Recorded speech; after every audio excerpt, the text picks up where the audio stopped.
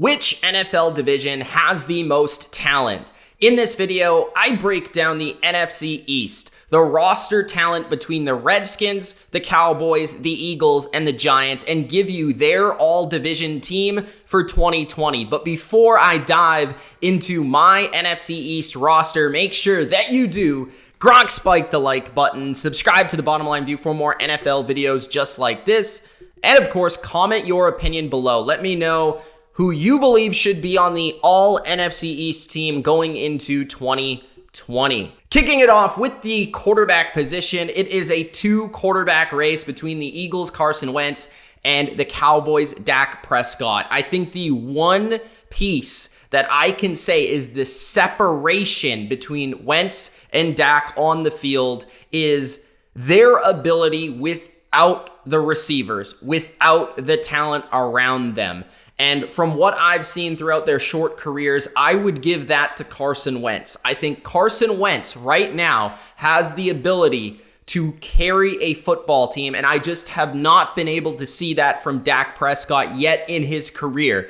I think Dak is awesome. I think Dak is a top 10 quarterback right now, but I just think that Carson Wentz has been able to do a little bit more with a little bit less, while I have seen Dak struggle with not a lot of talent around him. When he has the players, he puts up the numbers. But Wentz is still able to win big games without the receivers or talent around him, and that is the difference between Wentz and Dak right now, and that's why I'll take Wentz as my quarterback for the NFC East. Now to the running back position, it's pretty obvious we have two awesome running backs in the NFC East, and I'm talking about, in my opinion, the best running back in all of football, Saquon Barkley. His ability to change direction, his burst in the open field, and probably the running back that can create the big play most often.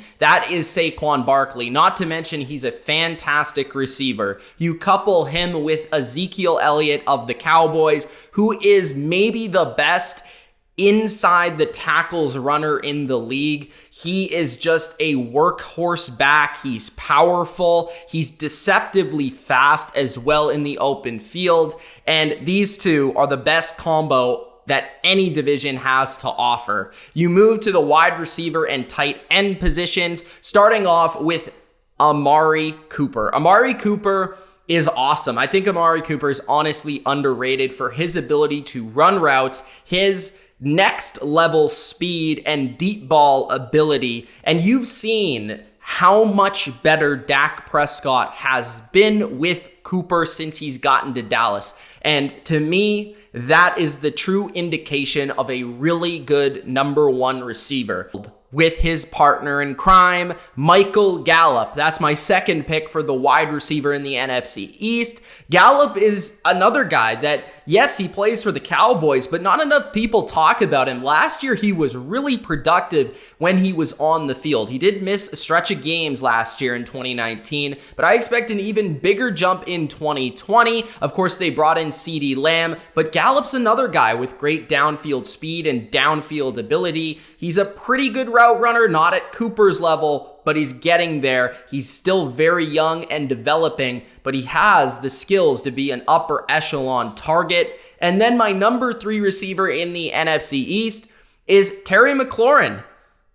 He's Scary Terry for a reason. He's also got that speed to go downfield and make a play, and he can also grab the football and take it the distance on a short route and make something happen after the catch. So Terry McLaurin's a second-year sophomore receiver that you really need to watch out for. At the tight end position, I have Zach Ertz. I think this is a pretty easy selection. Evan Ingram is solid. We want to see what Blake Jarwin will do, and the Skins have moved on into a different direction with their tight end position, but Zach Ertz is still the man there at the tight end position in the NFC East. He's one of the best short to intermediate tight end or receiver targets in the league. Carson Wentz has an amazing rapport with Zach Ertz, and route running off the charts, red zone presence off the charts, really reliable hands. That is Zach Ertz. Now to the offensive line. The NFC East has so much offensive line talent, specifically between the Cowboys and Eagles. These are two of the top 5 offensive lines in football today. You start off with the tackle spot with Tyron Smith at left tackle, and at the right tackle position, Lane Johnson. Does it get any better than that?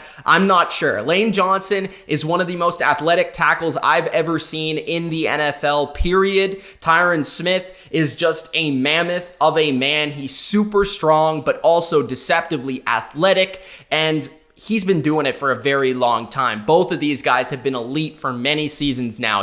At the guard and center positions, Brandon Brooks might be the best guard in football today, and if he is not the best guard in football today, Zach Martin might be the best guard in football today. They're definitely in the top 3 along with Quentin Nelson of the Colts. These two guys are excellent in the run game, excellent in the passing game, and pretty much have no flaws. At the center spot, it's the best center in the league, Jason Kelce. Kelce is next level great at pulling and moving in the running game. I've never seen a center who's so athletic, ability to reach the second level so quickly. He is amazing in that regard. Now, moving to the defensive side of the football, starting with the interior linemen, it all starts with Fletcher Cox. I think Fletcher Cox over the past, I would say 8 seasons, has been maybe the most underrated defensive player in all of football. He is a huge reason the Eagles have had sustained success on their defensive line. He is a monster in the running game, but also really good as a power pass rusher from the inside. You then add next to him Hargrave, who just was added to the Eagles, and he's been really underrated in Pittsburgh because Pittsburgh has so many good defenders that nobody really gives this big nose tackle credit. But now that he's going to have his sacks go up because he's going to be playing a different position, a little bit more pass rush heavy in Philadelphia, you're going to see that production really shine for Hargrave in Philadelphia. The edge position, not really what it used to be in this NFC East, but DeMarcus Lawrence is still a really good player. I think a big reason his sacks were down was because he was seeing a lot more double teams. A lot more teams were really going after him, but that opened up Robert Quinn to get all the sacks. Lawrence still put up a ton of pressures and was getting in the face of quarterbacks. He just got a little unlucky last year in 2019. On the opposite side of him, you have the reliable Brandon Graham, another player who knows the value of pressures over sacks. Brandon Graham has basically been the poster boy for pressures over sacks because you need to get to the quarterback,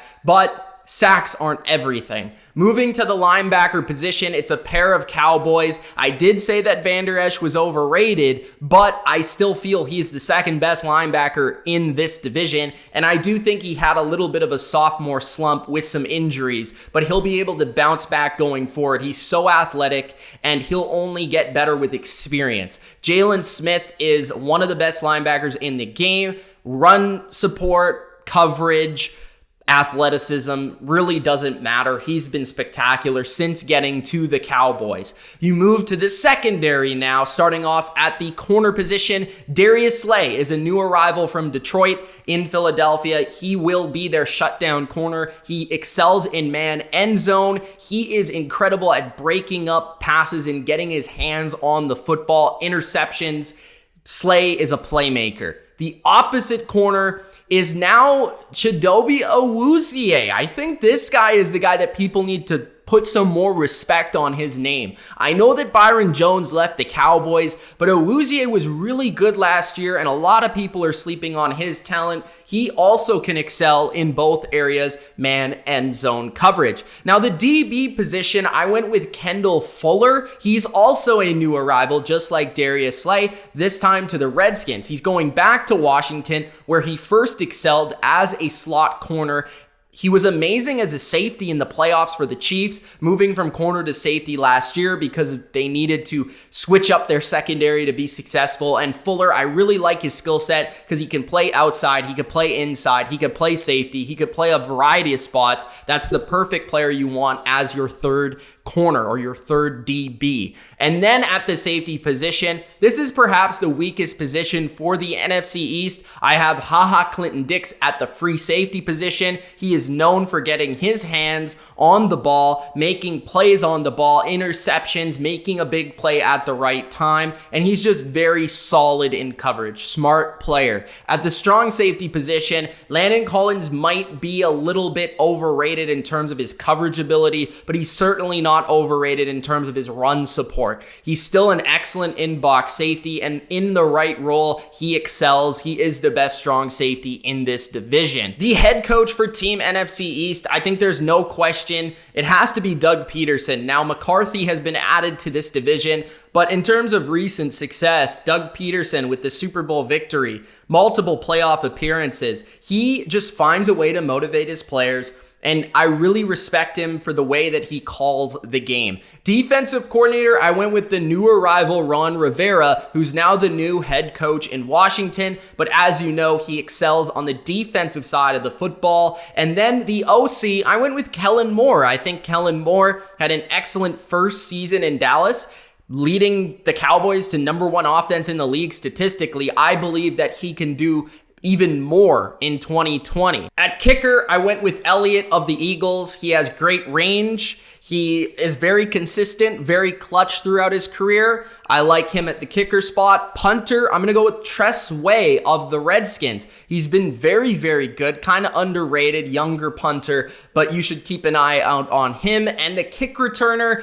I'm going with Steven Sims, also of the Redskins. The Redskins, one department, they have been pretty good over the last couple of years, has been special teams, and I believe that Sims has been a part of that in the return game. There's not a ton of great returners in the NFC East, but that's the one I'm going to go with. So there you go. There's Team NFC East. Let me know in the comment section below what you think of this team. Do you think I selected the right players? Did I miss anybody? Let me know in the comment section below. Maybe too many Cowboys and Eagles. Let me know in the comments. It's Mitch of the Bottom Line View. Thanks for watching, and peace.